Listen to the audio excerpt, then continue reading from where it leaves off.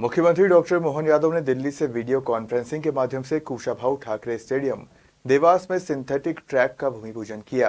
CM ने कहा कि देवास, इंदौर, उज्जैन और धार इंटीग्रेटेड महानगर बनेंगे।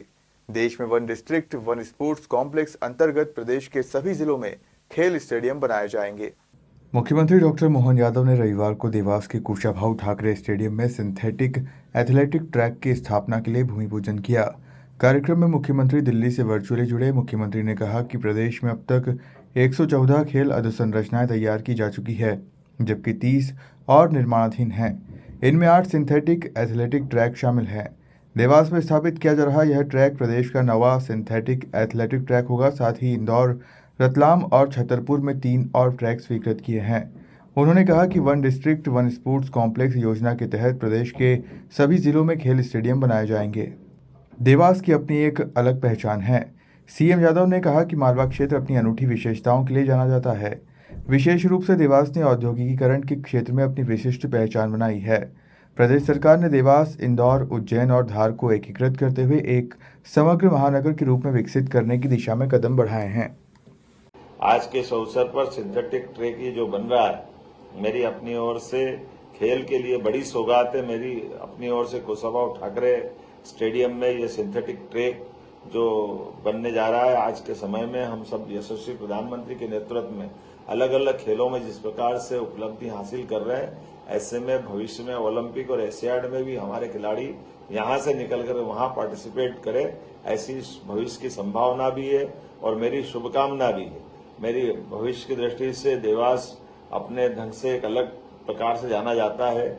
मुझे मालूम है कि यहाँ कुशाभाऊ ठाकरे स्टेडियम, श्रीमंत तुकोजीराव पंवार स्टेडियम, खासकर आज ये पूरा आयोजन ही स्वर्गीय तुकोजीराव पंवार के जन्म जयंती का अवसर पे हो रहा है। एक बड़ी सौगात दे रहे हैं। हम अपने महाराज से, मेरा व्यक्तिगत संबंध भी था और हम सब जानते हैं कि यद्यपि वो समय के साथ बहुत अपनी अलग पहचान रखते थे, काल के प्रभाव में परमात्मा की इच्छा पे किसका बस चलता है, लेकिन जब भी रहे, जब तक रहे, खूब दमदारी से रहे। जब मैं टूरिज्म का चेयरमैन था तब वो हमारे मंत्री, ऐसे कई विभाग, युवा खेल एवं युवा कल्याण का मंत्रालय, कई काम उनने बहुत अपनी कुशलता के साथ संपन्न किए हैं।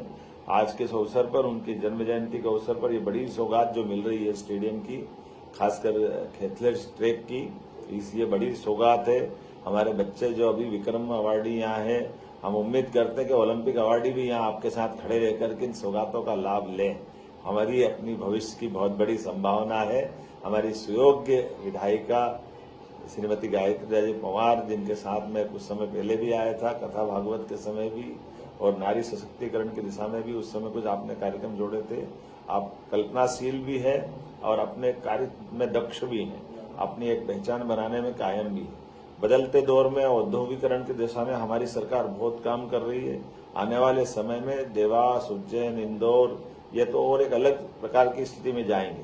हम और आप सब मिलकर प्रयास करें आने वाले समय में, खास करके अब आपने कोई स्टेडियम बनाने की बात कही है, तो यहाँ के कलेक्टर और बाकी लोग होंगे तो CSR फंड के माध्यम से भी हम इस व्यवस्था में आपकी ये सौगात दिला सकते हैं।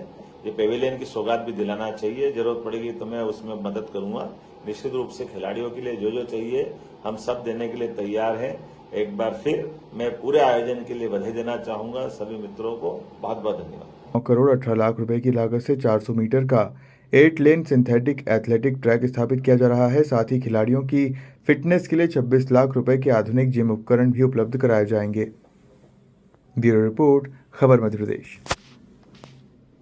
दो देवियों का वास देवास, तुलजा भवानी, चामुंडा माता सबके ऊपर कृपा करे और हम सब परमात्मा की दया से इस नए वातावरण में, नए युग में, नए समय में खास करके कैला देवी का भी आशीर्वाद लेकर के आगे बढ़े, ये हमारा सबका सौभाग्य है।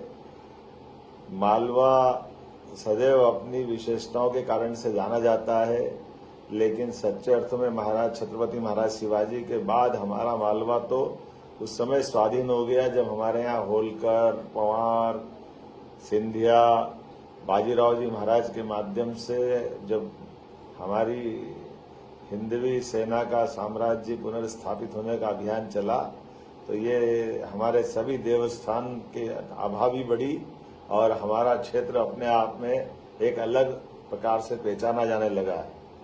आज के इस अवसर पर जब देवास की बात करता हूं तो पंडित कुमार गंधर्व को भी याद करता हूं। पिछले समय में आपके साथ आया था, वहां हमने कुमार गंधर्व जी के माध्यम से संगीत के बहुत बड़े, एक तरह से खगोलीय भाषा में बोलूं तो नक्षत्र की भांति उन्होंने अपनी एक आभा पहचान बनाई और कर्नाटक से आकर के मालवा में भी रच बस करके कबीर के गायन से लेकर सभी प्रकार की उनने जो रचनाएं दी है वो हमारे देवास का भी गौरव कराने वाली है।